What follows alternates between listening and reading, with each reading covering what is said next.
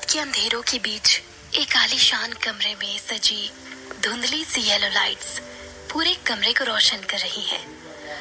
तन्वी एक बड़े से क्लासिक स्टाइल बेड पर बैठे अपने नाइट गाउन के एक सिरे को अपने हाथों में पकड़ी हुई है।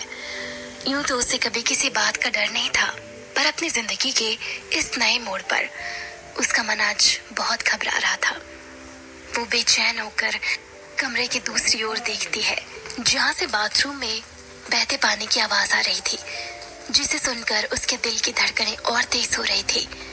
तभी बाथरूम का दरवाजा खोलकर विद्युत बाहर आता है।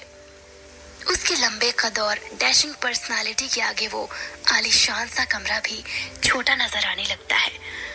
विद्युत को देखते ही तन्वी का दिल जोर से धड़कता है और वो घबराकर बिस्तर से उठ जाती है। आज ही दोनों की शादी हुई है और सामने खड़ा इंसान उसका पति है, जिससे वो पहली बार मिल रही है।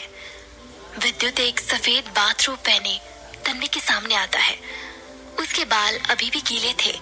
उसकी बड़ी बड़ी आंखें और पतले से होंठ तन्वी को अपनी तरफ अट्रैक्ट कर रहे थे। इतना खूबसूरत तो वो टीवी में भी नहीं लगता जितना आज रियल में लग रहा है।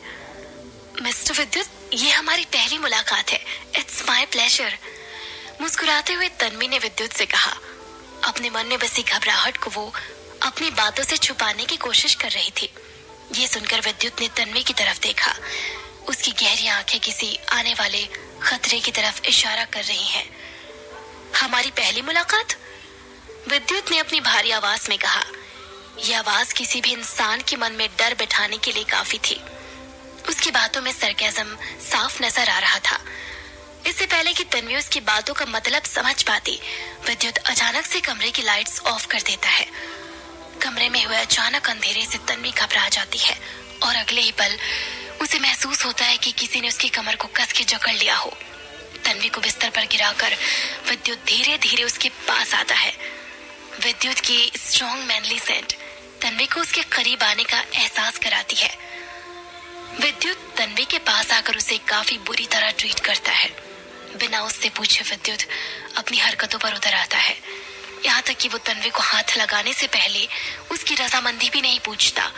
उसकी हरकतें देखकर ऐसा लगता है जैसे वो अपना पूरा जोर तन्वी पर आजमा रहा हो। शादी की पहली रात है। विद्युत का ऐसा रवैया देखकर तन्वी को ऐसा लगता है जैसे उसे किसी बात की सजा दी जा रही हो। तन्वी चुपचाप उस तमाशे को सहती रही है।